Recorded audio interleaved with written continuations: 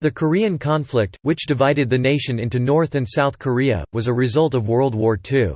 This is the map of Japanese Empire in 1942 at their peak.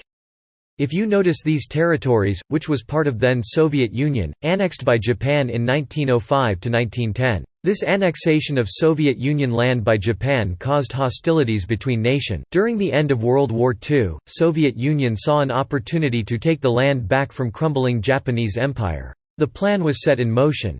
At Yalta Conference, Churchill and Roosevelt agreed upon Soviet Union invasion of Manchuria and Korean Peninsula. The plan was decided to be executed after the defeat of Nazi Germany.